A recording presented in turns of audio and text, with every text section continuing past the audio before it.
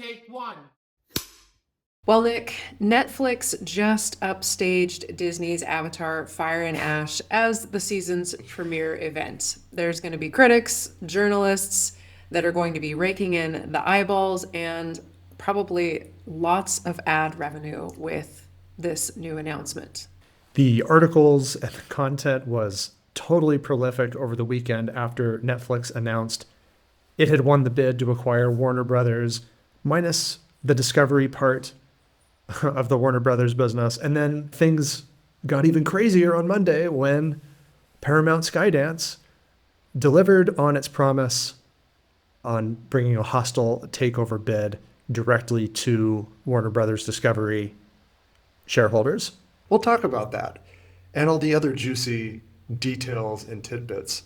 I guess we're also adding in our own critic review. We'll do our first and only product placement here at this point in the video for Fiscal.ai. You can get 15% off of any paid plan with the link here in our video or in the description below, Fiscal.ai/CSI. And we've got some cool metrics that we pulled from Fiscal for this episode.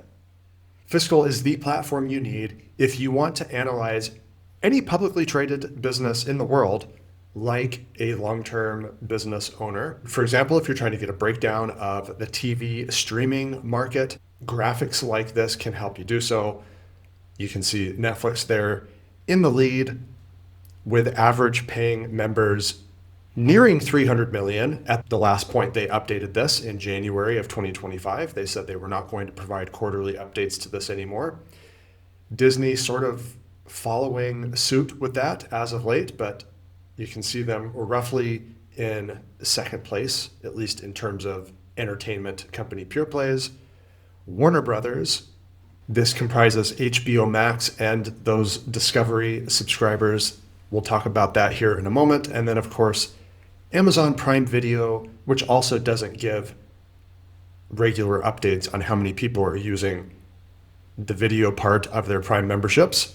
But the last time they mentioned it in 2024, over 200 million monthly viewers. We can assume now at this point, maybe they're approaching about 250 million users. So Netflix is definitely in the lead here and looking to build off of that in grand fashion by pulling off this heist for HBO and HBO Max in particular.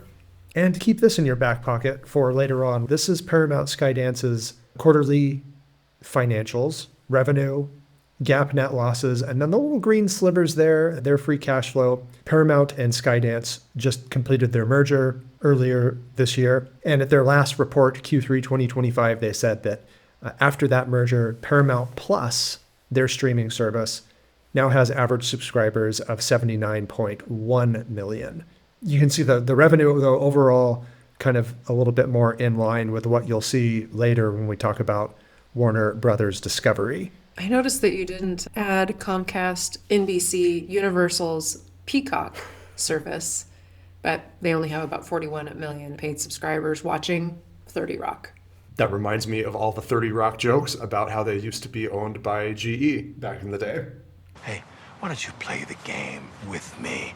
Like it or not, guys like Geist run everything, including movie studios, and we could be playing golf with him right now instead of Ted. Basically, the TV streaming market has been hacked up, and these financials are buried under a lot of big conglomerate financials. And it looks like that's not going to change anytime soon, thanks to Netflix bid for Warner Brothers. We'll start first with the value proposition that Netflix is going to be giving its consumers, and then we'll talk briefly about what Paramount is offering. With this addition of Warner Brothers, HBO Max is expected to continue as its own standalone subscription service and production service. Is that right? It's kind of what it sounds like. Cable packages in TV streaming form making a comeback. That's exactly what it looks like. We could just buy a Comcast. Here comes another bundle. In addition to that, they also expect to hold on to the whole Warner Brothers movie production and theatrical release business. So Netflix will basically be getting a more robust revenue line from releasing movies to theaters versus the more limited movie theater release thing that they've done in the past. That probably means we're going to continue getting lots more reboots, lots more sequels from all that Warner Brothers content catalog. Oh, great. And one of the key things Netflix is going to need to fix if this acquisition goes through is Warner Brothers Discovery's, I'm going to call it deteriorating financials since Warner Brothers acquired Discovery. That deal closed in April 2022. Things have not looked so hot at Warner Brothers Discovery for a while. This is the total revenues, operating profit, and free cash flow, or almost lack thereof, both of those metrics, in the past few quarters since December 2022. Not a lot of growth expansion at all for Warner Brothers. Yeah, and the promise of unlocking lots more profitability has also, you could argue, not been great. So Netflix will need to streamline operations. If you actually read through the prospectus that Netflix released in tandem with this announced deal, that really is one of the big things that they expect to do is, of course, give consumers more subscription options, bundles, ways for Netflix to increase revenue from both their core service as well as Warner Brothers and HBO Max in particular. But they need to cut expenses and figure out a way to better monetize all of that content that Warner Brothers owns. What about competitors at Paramount? They were in the running to win this bid for Warner Brothers, but unfortunately, they got beat out by Netflix, and we've heard they're as upset as Tony Soprano. Over the weekend, rumor had it that the Ellisons were readying a hostile takeover bid to counter Netflix's offer. And what that means is they're approaching, and that's exactly what ended up happening and transpiring on Monday. So what that means is Paramount Skydance will be approaching Warner Brothers Discovery shareholders directly and providing them an alternative offer. They think it's a better offer than what Netflix is offering for Warner Brothers shareholders. And so they're hoping that Warner Bros. Discovery will vote down the Netflix acquisition and instead vote in favor of joining Paramount Skydance instead. It was just earlier this year that Paramount did its own entertainment industry consolidation by acquiring Skydance, with the Ellison family of Oracle fame providing some of the financing for that. So we're probably not going to hear from the Godfather himself, Larry Ellison, on this drama during Oracle's earnings this week. But we expect there to be lots of intrigue around this in the coming months. 2026 is going to be a dramatic, hot timeline of events. Okay, Nick, you're going to have to explain to us what this offer from Netflix to Warner Brothers entails, because this is honestly just as confusing, if not more confusing, than Christopher Nolan's Tenet. Or just any Christopher Nolan film for that matter. And that's saying something. There are a lot of components to this deal, and this could be one of the headwinds facing Netflix's stock performance in the next year. We'll explain why that is, but the total consideration to Warner Brothers Discovery shareholders is $23.25 in cash, and then $4.50 in Netflix stock value. What that means is a fractional share of Netflix for every one share of Warner Brothers Discovery that you currently own. And there's what's called a collar highlighted in the bottom part of the slide here, explaining how that would work depending on stock closing prices. So that smaller portion of the deal will be variable, but $23.25 in cash. This is where it gets really confusing. How about the termination clause? This is probably where maybe the Ellison family has a point. It looks like Netflix and Warner Brothers were anticipating significant opposition to this pairing taking place from perhaps competitors trying to get shareholders to vote a different direction other than in favor of Netflix plus Warner Brothers. And so there's a provision that if The merger has to get terminated. If Warner Brothers shareholders decides to join Paramount Skydance instead, Netflix will get a cash payout of $2.8 billion. But if things go a different direction and government regulators block this merger from happening for some reason, which, given all of the political theater happening as of late, could most certainly happen. And in that case, Netflix would actually award Warner Brothers a $5.8 billion cash termination fee. So this presents some risk for Netflix shareholders. It's not a lose-lose proposition, maybe, but look at Netflix's balance sheet and you can very quickly start to get an idea of how Netflix's cash could be harmed a great deal if this got shot down by regulators.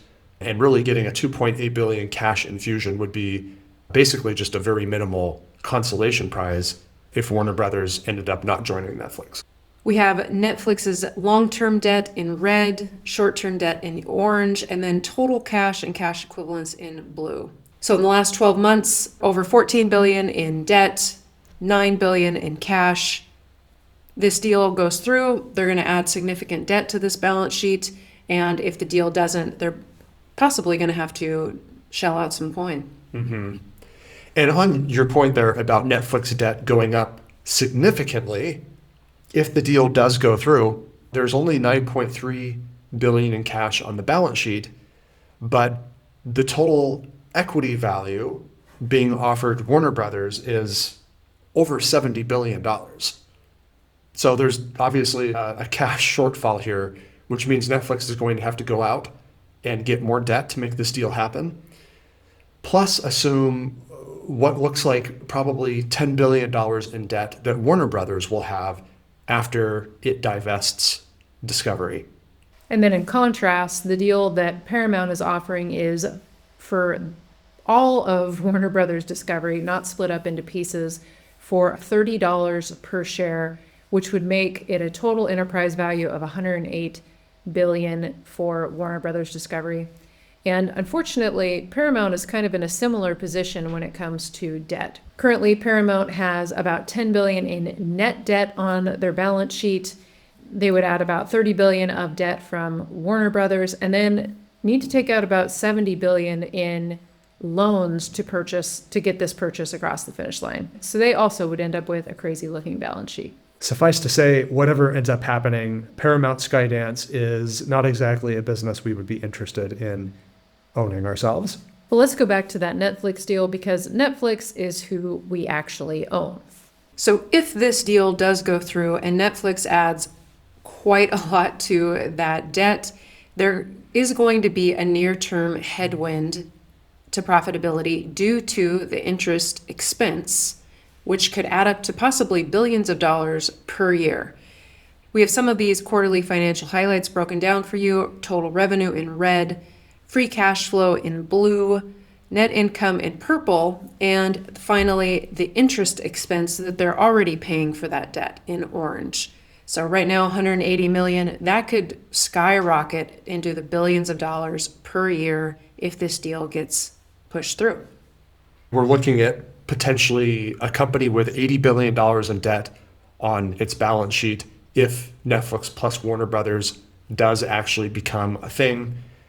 And based on the free cash flow that you can see here, paying off that debt is possible, but it's not going to be an overnight thing that they're able to pull off at roughly 2.5, maybe 3 billion per quarter in free cash flow. Their balance sheet's going to look like Broadcom's. Or maybe GE, if we can circle back to those old 30 Rock GE jokes. In about 15 years, all of these companies are going to start spinning off these other smaller companies that they took over. Speaking of that, Casey, let's talk about what Netflix is actually purchasing here, because before the deal was announced this last Friday, Warner Brothers Discovery had actually announced its own rom-com style bad breakup of its own that's taking place. The business is going to get split in two. And Netflix is only acquiring half of what will result of this breakup. Yes, Nick, it is turning into two different parts of the business. On the left, Warner Brothers Discovery Global Networks and WBD Streaming and Studios on the right. Streaming and Studios is what Netflix is proposing to purchase. And on the left side, that's what's going to get spun off. So all of your favorite TV series that you can find on TLC, TNT, Discovery Plus, and like 30 other channels, that's not going to be part of this deal. It's just what you see on the right. Yeah, Netflix doesn't want the cable TV business. They should really want the Food Network business, though. Netflix has got its own little Food Network going on within its streaming service. But you're right, they're only bidding that $83 billion total enterprise value on what you see on the right. So the movie studios and the HBO properties, as well as some TNT Sports international business. And of course, if Paramount Skydance wins this battle, this all gets simplified a great deal because the split between Warner Brothers and Discovery actually would be off, and the whole thing would stay as a cohesive whole and just join Paramount Skydance instead. So the crucial question that we need to ask ourselves, and no doubt our viewers want to know, are we buying more Netflix after hearing this news? Well, I guess the spoiler is no, not at this time. But you can find the whole breakdown and our write-up on this deal and ongoing commentary that we'll provide as more details emerge, any changes that we'll make to our Netflix position over on Semiconductor Insider. Link to that in the description below. Visit us over on chipstockinvestor.com for more info on that. And of course, don't forget that fiscal.ai deal if you're looking to make some in-depth analysis of publicly traded businesses like the ones we discussed today. Thanks everybody for watching. And if you want to watch some of our previous Netflix coverage, I will link a video right here for our last update.